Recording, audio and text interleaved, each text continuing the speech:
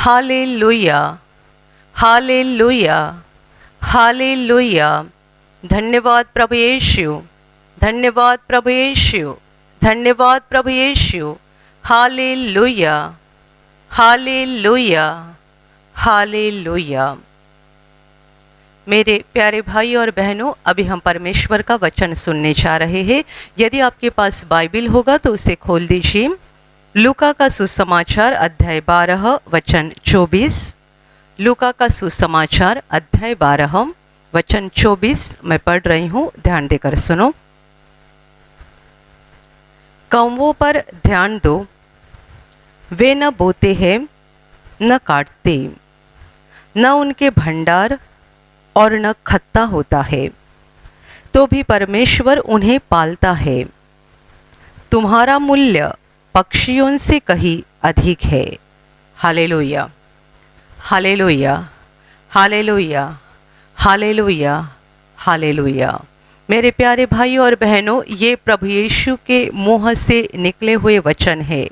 प्रभु यीशु बता रहा है कि कौवों पर ध्यान दो, वे न बोते हैं न काटते हैं, न उनका कोई भंडार होता है न कोई खत्ता होता है, तो भी परमेश्वर उन्हें पालता है, परमेश्वर उनको संभालता है। तुम्हारा मूल्य पक्षियों से बहुत ज़्यादा है। हालेलुया, हालेलुया, हालेलुया। मेरे प्यारे भाई और बहनों, प्रभु यीशु इन वचनों के द्वारा लोगों को ये सिखा रहा था कि हमें किस तरीके से परमेश्वर के ऊपर निर्भर होना ज़रूरी है, कैसे हमें अपनी सारी चिंता को परमेश्वर के हाथों में सौंप देना चाहिए। क्योंकि हम मिट्टी से बनाए गए इंसान हैं, हम अपने बारे में कुछ नहीं जानते और ना ही चिंता करके हम अपने परिस्थिति को बदल सकते हैं, ना ही चिंता करके हम अपनी ज़िंदगी को बढ़ा सकते हैं। हम अपने बारे में कुछ जानते नहीं हैं और अपने दिमाग से, अपने बुद्धि से कुछ नहीं कर सकते हैं। प्रभु यीशु ने ऐसा सवाल किया था कि ऐसा कौन है जो चिंता करके अपनी ज़िंदगी को बढ़ा सकता है। हम बहुत सोच विचार करके, बहुत चिंता करके, बहुत टेंशन लेके हमारे जीवन को ना बढ़ा सकते हैं, ना हमारी हालत को हम बदल सकते हैं। इसलिए प्रभु इन वचनों के द्वारा हमें ये सिखा रहा है कि हमें पूरी तरह से परमेश्वर के ऊपर निर्भर होना चाहिए। पूरी तरह से हमें अपना जीवन, हमारी सारी चिंताएं, हमारे जीवन का सारा बोझ उस महान परमेश्वर के हाथों में देना चाहिए। वजह यह है कि वो हमारा केवल सृष्टिकर्ता नहीं है, बल्कि वो हम पर प्यार करने वाला हमारा सच्चा पिता है। और प्रभु जब ये बातों को समझा रहा है, तब वो उदाहरण दे रहा है पंछियों का। वो बता रहा है कि कौवों के ऊपर ध्यान दो, आसमान में उड़ने वाले पंछियों के ऊपर ध्यान दो। वे न बोते हैं न काटते हैं, न उनका कोई खजाना होता है, न उनके पास कोई भंडार होता है, कुछ नहीं होता है, तो भी उनको समय पे खाने को मिलता है। वे बड़े हो जाते हैं, वे जिंदा रहते हैं। वजह परमेश्वर उन्हें पालता है, परमेश्वर उनको संभालता है। और प्रभु आगे बता रहा है कि तुम्हारा मूल्य तो पक्षियों से बहुत ज़्यादा है। परमेश्वर की नज़र में तुम पंछियों से बहुत ज़्यादा मूल्यवान हो। Hallelujah, hallelujah. इन सारे वचनों के द्वारा प्रभु हमें ये सिखाना चाहता है कि हमें चिंता नहीं करनी चाहिए, बल्कि परमेश्वर के हाथों में सब कुछ सौंप देना चाहिए। पर यहाँ प्रभु ने एक महत्वपूर्ण बात बताई है, महत्वपूर्ण वचन है कि कौवों के ऊपर ध्यान दो। परमेश्वर की यहाँ एक सृष्टि है, एक पंछी है, उसके ऊपर परमेश्वर हमें ध्यान देने के लिए बता रहा है, उसके बारे में सोचने के लिए बता रहा है। क्यों? यदि आप उसके ऊपर ध्यान दोगे और सोचोगे, तब आप बहुत सारी सच्चाई को जानोगे। आपकी समझ में आ जाएगा कि ये कौवों को समय पे खाने को कहाँ से मिलता है। जब उन्हें भूख लगती है, उनकी ज़रूरतों को कौन पूरा करता है। ये कैसे जिंदा रहते हैं, ये कैसे बड़े हो जाते हैं, कौन उनको पालता है, तुम उनके ऊपर ध्यान दो। मत्ती के सुसमाचार में लिखा है, प्रभु यीशु ने इससे कहा कि पंछियों के ऊपर ध्यान से देखो, गौर से देखो। क्यों गौर से देखो, क्यों ध्यान से देखो? क्योंकि जब आप ध्यान से देखोगे तभी आप परमेश्वर के प्यार को गहराई से जान पाओगे। हालेलुया, हालेलुया। मेरे प्यारे भाइयों और बहनों, आज की दुनिया की हालत ऐसी है कि परमेश्वर हमसे प्यार करता है, इस सच्चाई पर कोई विश्वास करने के लिए तैयार नहीं है। लोगों को बस दुख और निराशा और चिंताएं नजर आ रही है, और कोई इस सच्चाई पर विश्वास करने के लिए तैयार ही नहीं है कि परमेश्वर हमसे प्यार करता है, वो हमारी सुधि लेता है, और उसने पूरे सृष्टि में जो कुछ भी बनाया है उन सबों से बढ़कर वो मनुष्यों से प्यार करता है। पर आज की दुनिया इस सच्चाई को जानती नहीं है, और यदि कोई उन्हें ये सच्चाई बताए तो भी वे उन पर विश्वास नहीं करते हैं। आप भी कई बार अपने जीवन में जब निराशा आती है तभी आप भी बोल चुके होंगे कि क्या परमेश्वर ने मुझे इसीलिए दुनिया में भेजा है? क्या मेरे जीवन में प्रभु कुछ भी ठीक नहीं करना चाहता है? क्या परमेश्वर मुझसे प्यार नहीं करता है? आपने भी निराशा की हालत में परमेश्वर को कभी दोष लगाया होगा, और आपके मन में भी निराशा की अवस्था में ये शक पैदा हुआ होगा कि क्या सचमुच परमेश्वर मुझसे प्यार करता है? क्या सचमुच उसे मेरी परवाह है? क्या सचमुच वो मेरी सुधि लेता है? मेरे प्यारे भाइयों और बहनों, ये बहुत महत्वपूर्ण शब्द है जो प्रभु यीशु ने कहे हैं कि पंछियों के ऊपर ध्यान दो, कौवों के ऊपर ध्यान दो। कौवा तो सब जगह नजर आता है, वो ऐसा एक पंछी है कि आप कहीं भी जाएंगे तो आपकी नजर में आएगा। बाकी सारे पक्षी हमें दिखाई नहीं देते हैं सब जगह, पर कौवा तो सब जगह दिखाई देता है। और इसीलिए शायद प्रभु ने कौवे के बारे में बताया है कि कम से कम उसके ऊपर तो देखो। हम जब भी कौवे के ऊपर देखते हैं तभी हमारा देखना कैसा होता है। पहली बात, कौवा यदि हमारे घर के आसपास या हम कहाँ रहते हैं वहाँ आसपास दिखाई दिया तो हमें उसका आना भी अच्छा नहीं लगता है, हम उसको भगा देते हैं और उसके ऊपर बहुत बार नज़रअंदाज करते हैं। और प्रभु हमें बता रहा है कि उसके ऊपर ध्यान दो। कौवे के ऊपर नज़रअंदाज करना, उसे भगा देना और उसका आना ठीक नहीं लगना, इस तरीके से हम लोग बर्ताव करते हैं। जिस परमेश्वर ने उस कौवे को बनाया है वो बता रहा है कि कौवे के ऊपर ध्यान दो। ध्यान दो इसका मतलब क्या है? यदि कौवा आपको दिखाई दे रहा है तो जरा रुक जाओ। आपको ऑफिस में जाने की हड़बड़ी होगी, कंपनी में जाने की हड़बड़ी होगी, आपके धंधे का टाइम हो गया है, तो भी प्रभु कहता है रुको। आपके हाथ में इस काम है और आप कहेंगे नहीं मैं काम में बड़ा व्यस्त हूँ, प्रभु कहता है जरा रुको और ये एक पंछी के ऊपर जरा ध्यान दो। ये बड़ा खुश नजर आ रहा है, जहाँ चाहता है वहाँ घूमता है, जोर जोर से आवाज करता है, चिल्लाता है। इसे कौन पालता होगा? इसे कौन खाना देता होगा? इसकी परवाह कौन करता होगा? ध्यान दो कौवे के ऊपर। प्रभु ने यदि किसी बड़े भारी पंछी का नाम बताया होता तो हमारे पास एक बड़ा बहाना रहता कि उस पंछी को हमने कभी देखा नहीं है, वो हमारे आसपास कहीं नजर नहीं आता है, तो हम कैसे उस पर देखें और कैसे ध्यान से उसके ऊपर सोचें। इसीलिए शायद प्रभु ने कौवे के बारे में कहा है, ये ऐसा पंछी जो सब जगह दिखाई देता है। जरा रुको, देखो उसकी ओर, सोचो उसके बारे में। जब आप इस एक पंछी के बारे में सोचोगे, ध्यान से देखोगे, तब आप परमेश्वर के प्यार को गहराई से जान जाओगे।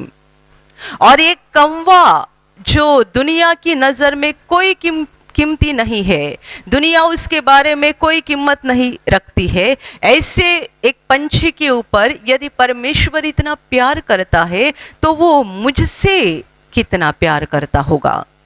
हालेलुया। हालेलुया।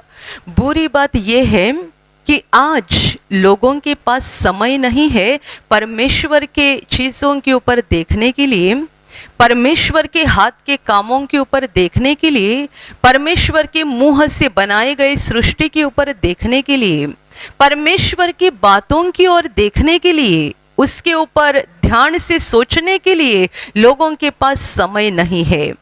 हर किसी के पास बहाना रहता है कि हमें ये काम है, वो काम है, और हम लगातार अपने अपने काम में व्यस्त होते रहते हैं। वो दुष्ट शैतान जब हमें निराश करता है तब हम परमेश्वर को दोष देने का काम करते हैं।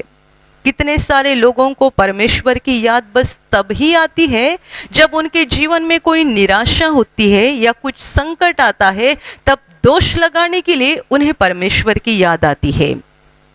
पर जब जीवन में कुछ अच्छा होता है, कुछ बहुत खुशी की बात होती है, तब उस महान परमेश्वर को थैंक यू बोलने के लिए, उसे धन्यवाद बोलने के लिए उसकी याद नहीं आती है।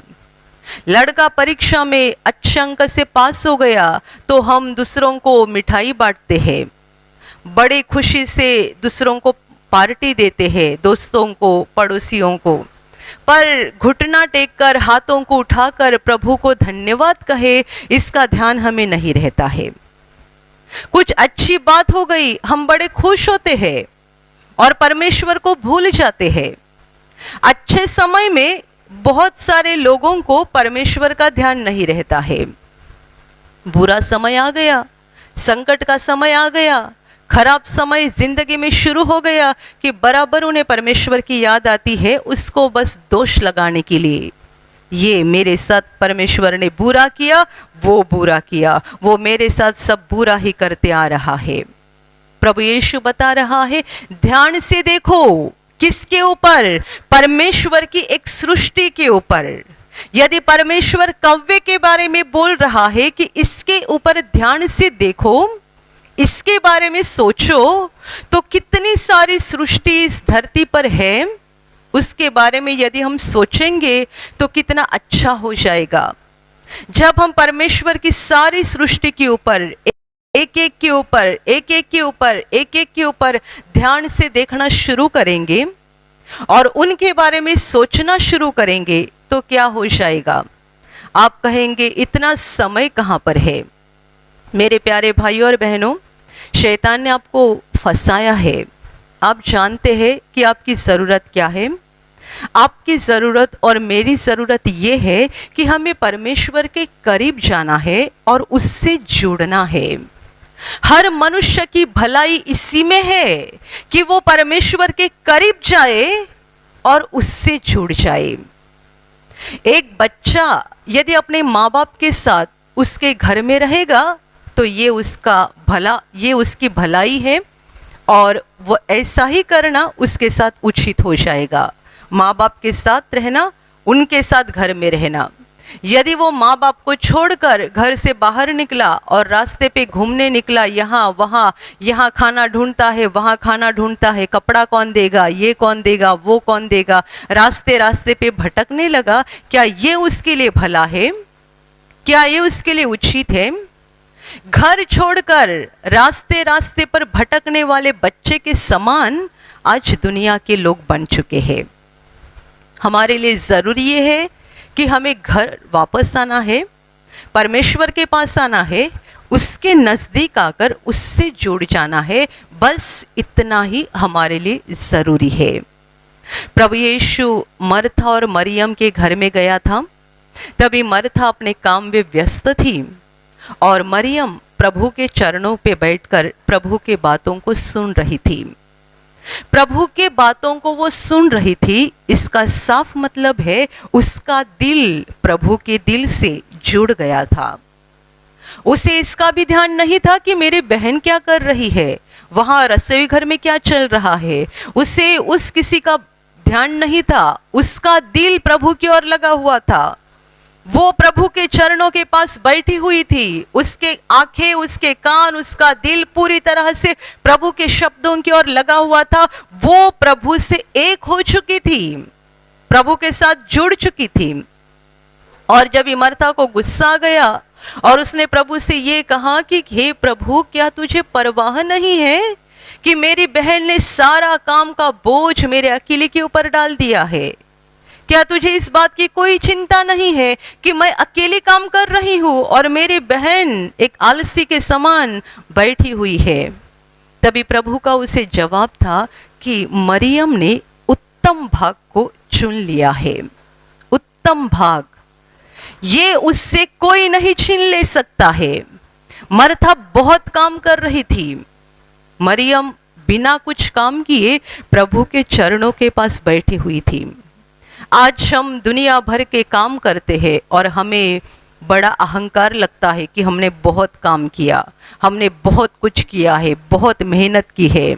मेरे प्यारे भाइयों और बहनों, मेहनत आपने बहुत की होगी, बहुत परिश्रम उठाया होगा, बहुत पैसा भी कमाया होगा, पर क्या आप आत्मा में प्रभु से जुड़ गए हैं? यदि आप परमेश्वर के करीब नहीं आए हैं और परमेश्वर से नहीं जुड़ गए हैं, तो आपका सारा परिश्रम, आपकी सारी मेहनत व्यर्थ है। प्रभु ने मर्था से कहा कि तू बहुत सारे बातों के लिए चिंता करती है, बहुत सारे बातों में व्यस्त रहती है, पर एक ही बात की तुझे जरूरत है, एक ही बात की। आपको, मुझे और दुनिया के हर मनुष्य को इस एक ही भाग की जरूरत है। मरियम ने जो उत्तम भाग चुन लिया था, वो हमें चुनना चाहिए। हमें परमेश्वर से जुड़ना है।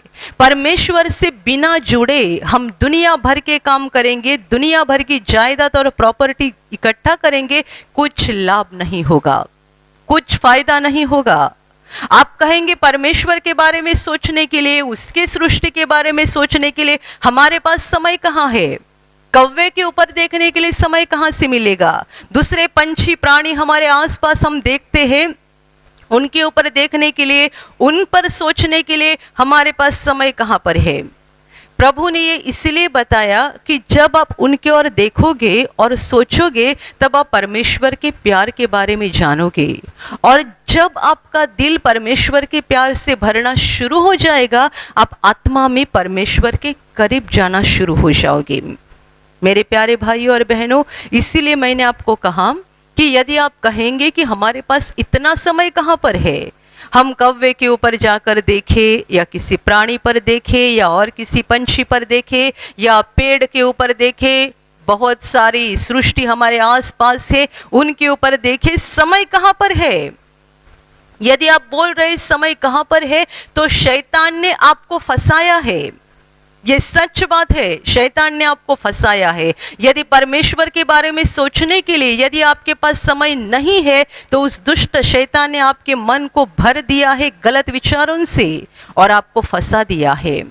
हर दिन जब हम उठते हैं, आसमान में सूरज आता है, क्या आप कभी उसके बारे में सोचते हैं? ये सूरज किसने बनाया? दिन भर उसकी रोशनी हम लेते हैं, दिन भर उसका उजियाला हम लेते हैं, किसी को बिल नहीं भरते हैं, कोई उसकी लाइन कट नहीं करता है। हर दिन सूरज उगता है, दिन भर हम रोशनी लेते हैं। और ये कितने साल से शुरू है? हजारों सालों से। परमेश्वर ने दुनिया को जब से बनाया तब से लेकर आज के दिन तक ये सूरज धरती को रोशनी दे रहा है। रात के समय कितने सुंदर सितारे दिखते हैं, चांद दिखाई देता है कि आप रुकते हैं और उनके ऊपर देखते हैं, ये कितने खूबसूरत है, किसने बनाया है। दिन में सूरज की रोशनी हम देखते हैं, उसका एक अलग सौंदर्य होता है, और रात में चांद और सितारों की रोशनी हम देखते हैं, उनका एक अलग सौंदर्य होता है, उनकी खूबसूरती अलग होती है। पौलुस ने भी कहा है, चांद की खूबसूरती अलग, सूरज की खूबसूरती अलग। पर हमारे पास समय कहाँ है? और सारी बातें छोड़ दो, अपने बारे में तो सोचो, अपने शरीर के बारे में तो सोचो। हर अंग जो परमेश्वर ने हमें दिया है, ये कितना ज्यादा महत्वपूर्ण है। सर के बालों से शुरुआत करो।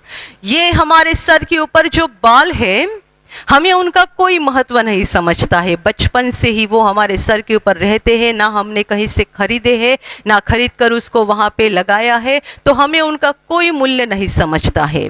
पर आजकल 15 या 20 साल के उम्र के बच्चों के भी बाल सफेद होना शुरू होता है, बालों का गिरना शुरू होता है। जब भी बालों का गिरना शुरू होता है, सफेद होना शुरू होता है, तभी कितने सारे लोग चिंता करने लगते हैं, मैं इतने जल्दी बूढ़ा दिखने लगूंगा, मैं इतने जल्दी बूढ़ी दिखने लगूंगी। और फिर बालों को काला करने के लिए कोशिश करनी पड़ती है। कितनी ज्यादा कोशिश, हर सप्ताह, हर 15 दिन के अंदर, हर महीने में आपको बाल को काला लगाना पड़ता है ना। परमेश्वर ने जब भी आपको धरती पर भेजा तभी आपके बाल काले थे। जब आप 10 साल के थे आपके बाल काले थे, जब आप 15 साल के थे आपके बाल काले थे, जब आप 20 साल के थे आपके बाल काले थे। पर अभी आपके बाल सफेद हो रहे हैं और आप बड़े चिंतित हो चुके हैं। आपको हर बार बालों को वो काला कलर लगाना पड़ता है।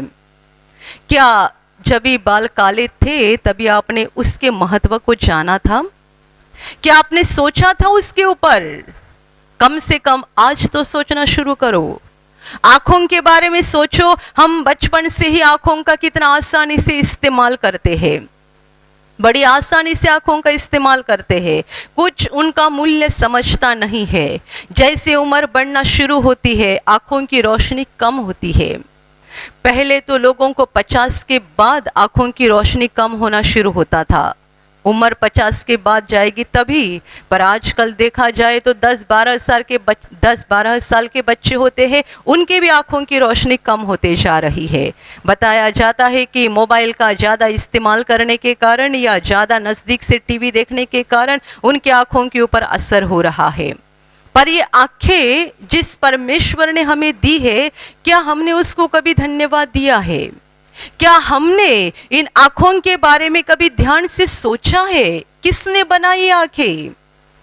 जब ये आंखों की तकलीफ होती है और आपको डॉक्टर के द्वारा बताया जाता है कि आपको चश्मा पहनना पड़ेगा, आप एक साथ में 4,000 5,000 कुछ लोग ज़्यादा महंगा चश्मा इस्तेमाल करते हैं और कई सालों के बाद उसको बदलना पड़ता है। आप चश्मे के लिए कीमत अदा करते हैं, तो क्या आपने आंखों के लिए कीमत चुकाई है? चश्मे के लिए इतना पैसा खर्चा करना पड़ता है, आंखों के लिए कितना पैसा खर्चा किया है? इसलिए प्रभु कहता है सोचो, उसके ऊपर ध्यान से देखो। कुछ लोगों की आंखों की रोशनी पूरी चली जाती है तो चश्मे से भी कुछ काम नहीं चलता है, तो उन्हें बताया जाता है कि ऑपरेशन करना पड़ेगा। खर्चा कितना आएगा? 50,000, 1,00,000 और कुछ लोगों का बहुत ज्यादा भी खर्चा हो जाता है। एक आंख का ऑपरेशन करने के लिए आपको हजारों रुपए खर्च करने पड़ते हैं। जिस परमेश्वर ने आपको आंख दी है, क्या परमेश्वर ने आपसे पैसा लिया है? कितना महत्वपूर्ण शरीर उसने हमें दिया है, जरा गिनती करो। आपके चश्मे की कीमत कितनी है, तो उससे कितना गुना बढ़कर आपके आंखों की कीमत है। एक आंख की, फिर दूसरे आंख की, फिर अपने काले बालों की कीमत। परमेश्वर ने हमारे मुंह में दांत दिए हैं, इन दांतों का इस्तेमाल भी हम बड़े आसानी से करते हैं, कभी उसको थैंक यू नहीं बोलते हैं, ना ही उनके ऊपर कभी सोचते हैं कि कैसे परमेश्वर ने हमारे दांतों को बनाया है, कैसे बिठाया है। जब इस दांतों को कीड़ा लगता है, खराब दिखना शुरू होता है या हमें परेशानी होती है, हम डॉक्टर के पास जाते हैं और उनके द्वारा हमें बताया जाता है कि आपके दांतों को ये लगाना पड़ेगा, वो लगाना पड़ेगा, ये करना पड़ेगा। एक एक दांत के पीछे 5-5, 6-6 हजार खर्चा होता है। तो आप जरा देखो कि आपके सारे दांतों की कुल मूल्य कितना हो गया। मुंह के अंदर जितने भी दांत है, सारे दांतों का कुल मिलाकर मूल्य कितना हो गया। जब आपके मुंह में एक आर्टिफिशियल टीथ, कृत्रिम दांत बिठाया जाता है, उसकी कीमत कई हजार में होती है, तो सब दांतों का मूल्य कितना हो गया। सोचो, परमेश्वर ने हमें सुंदर हाथ दिए हैं। कुछ लोगों के बारे में बुरी घटना होती है कि किसी दुर्घटना में वे अपने हाथों को खो देते हैं। जब ये हाथ को खो दिया जाता है, तभी उनको आर्टिफिशियल हाथ बिठाना पड़ता है। उसके लिए बहुत खर्चा भी होता है और साथ ही साथ उन्हें बहुत ज़्यादा परेशानी होती है, बहुत दुख भी उठाना पड़ता है। आप जरा इन सबों के साथ कैलकुलेशन करके देखो, हर अंग का शरीर के अंदर किडनी है, आजकल किडनी कितने लाख में बेची जाती है। अपने सर से लेकर पैर के नाखून तक परमेश्वर ने हमारे शरीर के अंदर के और बाहर के जितने सारे अंग दिए हैं, सारे अंग का एक एक करके मूल्य निकालो और कुल मिलाकर कितना होता है उसके ऊपर जरा ध्यान दो। हालेलुया, हालेलुया, हालेलुया, हालेलुया। मेरे प्यारे भाइयों और बहनों, प्रभु यीशु का कोई भी शब्द या कोई भी वचन वो यूं ही नहीं बता रहा है। बाइबल का हर एक वचन बहुत बहुत बहुत महत्वपूर्ण है। परमेश्वर के मुंह से निकला हुआ हर एक शब्द ज्ञान का बड़ा खजाना होता है। यीशु ने कहा, ध्यान से देखो कौवे के ऊपर, ध्यान से देखो पंछियों के ऊपर। क्यों? आप मेरी सृष्टि के ऊपर ध्यान से देखोगे तभी जान जाओगे कि मैंने तुमसे कितना प्यार किया है। आप अपने बालों के बारे में सोचोगे, आंखों के बारे में सोचोगे, अपने जबान मुंह के अंदर जो दांत है उनके बारे में सोचोगे, अपने शरीर के हर एक अंग के बारे में सोचोगे, तभी आप जानोगे कि परमेश्वर ने मुझसे कितना प्रेम किया है। कितना प्रेम!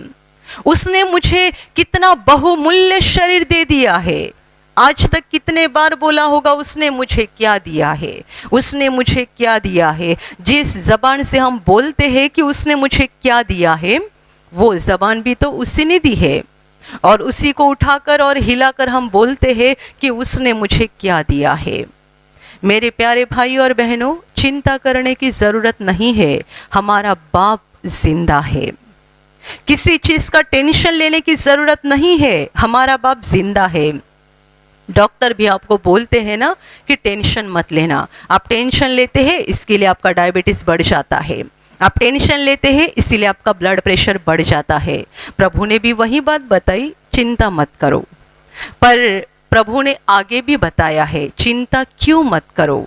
आप कहेंगे कि हम बहुत कोशिश करते हैं तो भी चिंता हमारे मन से निकल ही नहीं जाती है। हम टेंशन लेना नहीं चाहते हैं पर अपने आप टेंशन आ जाता है। हम किसी बात के बारे में चिंता करके सोचना नहीं चाहते हैं तो भी अपने आप हमारे मन में चिंता आती है। आपको वजह बताऊं क्यों चिंता आती है? क्योंकि आप परमेश्वर के बारे में बहुत कम सोचते हैं या शायद बिल्कुल नहीं सोचते होंगे, और अपने बारे में और सांसारिक बातों के बारे में बहुत ज़्यादा सोचते हैं। हालेलुया, हालेलुया, हालेलुया। हमें अपने ऊपर नहीं देखना चाहिए, उसके ऊपर देखना चाहिए, उसके ऊपर, उसके प्यार के ऊपर, उसके बातों के ऊपर देखना चाहिए।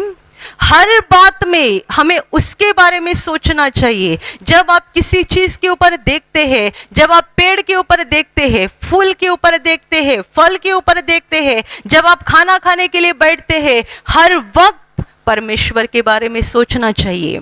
आप एक साधारण केला लेते हैं, केला ये बिल्कुल साधारण फल समझा जाता है। ये साधारण फल जब भी आप हाथ में लेते हैं उसको तुरंत खा डालते हैं, पर खाने से पहले जरा हाथ में लेकर 1 मिनट के लिए उसके ऊपर ध्यान से देखो। मेरे परमेश्वर पिता ने ये मेरे लिए बनाया है। इसको किसके द्वारा हम बना सकते हैं? केला कौन से फैक्ट्री में बन सकता है, कौन से रसोई घर में बन सकता है, कौन से होटल में बन सकता है? ये परमेश्वर ने मेरे लिए बनाया है। आप में ऐसे कोई लोग होंगे जिनको केला खाना बहुत ज़्यादा पसंद होगा। आपको तो हाथ में केला आने के बाद तुरंत खाना ही नहीं चाहिए। यदि आपको केला ज़्यादा पसंद है तो हाथ में आने के बाद पहले उसको ले लो और परमेश्वर का धन्यवाद करो। 1 मिनट के लिए तो सोचो, कम से कम आधा मिनट के लिए तो सोचो कि परमेश्वर ने इसे कैसे बनाया होगा, किस तरीके से बनाया होगा। बिल्कुल साधारण दिखने वाला ये फल है, पर ना किसी फैक्ट्री में बनता है, ना किसी होटल में बनता है, ना किसी रसोई घर में बन पाता है। कैसे बनाया होगा मेरे परमेश्वर पिता ने इसे? एक आधे मिनट के लिए तो सोचो, तो परमेश्वर को बड़ा आनंद हो जाएगा। Hallelujah, hallelujah. और आप में से कई लोगों को दूसरे कोई फल अच्छे लगते होंगे। आप जब उन फल को हाथ में लेते हैं तुरंत मुंह में मत डालो, जरा उसके ऊपर देखो परमेश्वर ने कैसे बनाया है।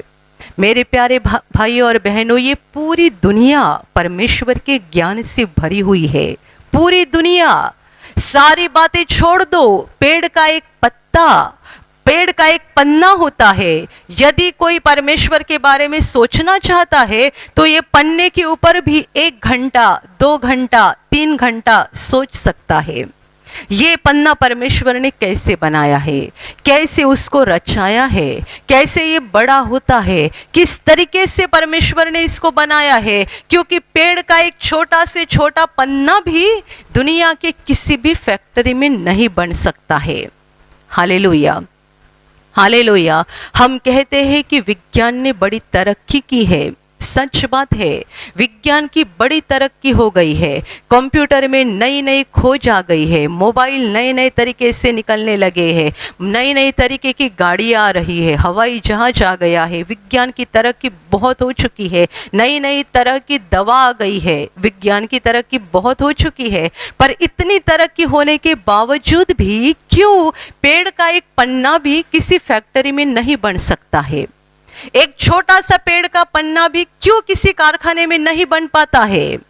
सोचो, तभी आप जानोगे कि परमेश्वर कितना सामर्थ्यशाली है और कितना प्यार से भरा हुआ है।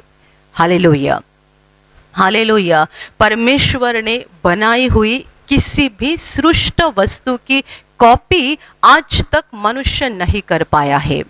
परमेश्वर ने जो भी बनाया है, एक भी चीज की जेरोक्स कॉपी कोई मनुष्य आज तक नहीं कर पाया है, ना ही दुनिया के अंत तक कोई उसकी कॉपी कर पाएगा। परमेश्वर ने मनुष्य को दिमाग दिया है और दिमाग लगाकर लोग नई नई खोज करते हैं, नई नई तरक्की करते हैं और नई नई चीजें बनाते हैं, नई चीजें बनाते हैं। पर परमेश्वर ने जो पहले से बनाकर रखी है, उनके ऊपर देखकर वैसी चीजें खुद नहीं बना सकते हैं। हालेलुया, हालेलुया, हालेलुया। मेरे प्यारे भाई और बहनों, आप कितने भी बोलेंगे और दुनिया कितनी भी चिल्लाएगी कि परमेश्वर ने हमें छोड़ दिया है, परमेश्वर दुनिया में नहीं है, या परमेश्वर हमसे प्यार नहीं करता है, तो भी बाइबल सत्य है। ये परमेश्वर का वचन सत्य है और परमेश्वर का वचन कहता है परमेश्वर प्रेम है। वो प्रेम करने वाला परमेश्वर है, वो खुद प्रेम है और उसने अपने प्रेम से ही पूरी दुनिया को बनाया है और अपने प्रेम के खातिर ही उसने मनुष्य को बनाया है। मेरे प्यारे भाई और बहनों, उसके प्रेम के बारे में जानने के लिए हमारे व्यस्त व्यस्त कामों में से समय निकालकर उसके ऊपर देखना जरूरी है। प्रभु कहता है ध्यान से देखो। जब भी आप उसके लिए समय दोगे और ध्यान से देखोगे, तभी तो उसके प्यार के बारे में जानोगे। यदि आपने समय निकाला ही नहीं और उसके ऊपर ध्यान से देखा ही नहीं, परमेश्वर की किसी भी सृष्टि के बारे में आपने ध्यान से सोचा नहीं, तो आप कभी भी परमेश्वर के प्यार के बारे में नहीं जान सकते हैं। Hallelujah, hallelujah. कितने सारे लोग इस ऑनलाइन प्रार्थना में आते हैं और 1 मिनट, 2 मिनट, 5 मिनट प्रार्थना को देखते हैं कि कौन गाना गा रहा है, कौन स्तुति आराधना कर रहा है या कौन प्रवचन दे रहा है। बस 1-2 मिनट देखते हैं और बंद करके दूसरा वीडियो शुरू कर देते हैं। आप यदि इस तरीके से बर्ताव करेंगे तो आप परमेश्वर के प्यार के बारे में कैसा जानेंगे? आपको परमेश्वर के प्यार के बारे में जानना है तो रुकना जरूरी है। रुको, ध्यान से देखो। आप परमेश्वर की किसी भी काम को समय देकर ध्यान से देखना जरूरी है। ऐसे बहुत सारे लोग होते हैं जो जगह जगह की प्रार्थना सभा को देखते हैं और उनके दिल में कभी शांति नहीं होती है। वे कभी आपके साथ शांति से बातें नहीं करेंगे। दुनिया भर की प्रार्थना सभाएं देखते हैं पर मन में हमेशा टेंशन रहता है और बहुत सारी बातों के लिए चिंतित रहते हैं, क्योंकि वे परमेश्वर की किसी भी काम के ऊपर ध्यान से नहीं देखते हैं। आपको बहुत सारी प्रार्थना सभाओं को देखने की जरूरत नहीं है। आप चाहते होंगे उस प्रार्थना सभा को ध्यान से देखो, ध्यान से सुनो। किसी भी, मैं आपको ये नहीं बता रही हूँ कि आप हमारी ही प्रार्थना को देखो, ये जरूरी नहीं है। आप किसी भी प्रभु के काम को देख सकते हैं जो YouTube पर है। आज के समय सारे प्रार्थना घर बंद है, तो आपके लिए एक ही माध्यम है कि आप YouTube के द्वारा परमेश्वर के काम को देखें, सुने और अनुभव करें। तो आप किसी भी सेवकाई को चुन सकते हैं जो आपको अच्छी लगती है, जो सच्ची सेवकाई है उसे चुनो। उनके प्रार्थना सभा में ध्यान से भाग ले लो। 5 मिनट, 10 मिनट देखकर दूसरा वीडियो मत शुरू करो। ऐसा करने से आप परमेश्वर के प्यार के बारे में कभी नहीं जानोगे। हर किसी को, जिन जिन को परमेश्वर के प्यार के बारे में जानना है, रुकना चाहिए, ध्यान से सोचना चाहिए। मेरे प्यारे भाइयों और बहनों, जब हम परमेश्वर के प्यार के बारे में सोचेंगे, ध्यान से सोचेंगे, तभी हम उसके प्यार के बारे में जानेंगे। और याद रखो, जब हम परमेश्वर के प्यार के बारे में जानेंगे, तभी वह दुष्ट हमारे ज़िंदगी से दूर होना शुरू हो जाएगा, क्योंकि हम परमेश्वर के करीब जाना शुरू हो जाएंगे। जब आप उसके प्यार के बारे में सोचेंगे, आप परमेश्वर के करीब जाना शुरू हो जाएगा। और जैसे जैसे आप परमेश्वर के करीब जाना शुरू हो जाएंगे, वो दुष्ट आपके जीवन से दूर जाना शुरू हो जाएगा। Hallelujah, hallelujah. और अंत में परमेश्वर का सबसे बड़ा प्रेम, प्रभु यीशु मसीह का क्रूस पर का बलिदान, ये बलिदान परमेश्वर का हमारे ऊपर किया हुआ सबसे बड़ा प्रेम है। बाइबल कहती है कि जिसने अपने इकलौते पुत्र को भी हमारे लिए रख न छोड़ा, वो उसके साथ हमें सब कुछ क्यों कर न देगा। जिसने अपने इकलौते पुत्र को भी नहीं रख छोड़ा, उसने हमारे लिए सूरज बनाया, चांद तारे बनाए, पेड़ पौधे बनाए, प्राणी बनाए, पंछी बनाए, मछलियाँ बनाई, समुंदर बनाया, झरने बनाए, और उसने हमें बनाया। और ये सब होने के बाद, ये सारा प्रेम करने के बाद, परमेश्वर ने हमें पापों से बचाने के लिए और अनंत जीवन दिलाने के लिए अपने इकलौते पुत्र का बलिदान किया। ये परमेश्वर का सबसे बड़ा प्रेम है। जो जो इस बड़े प्रेम के बारे में सोचते हैं, वे परमेश्वर के सचमुच दीवाने हो जाते हैं।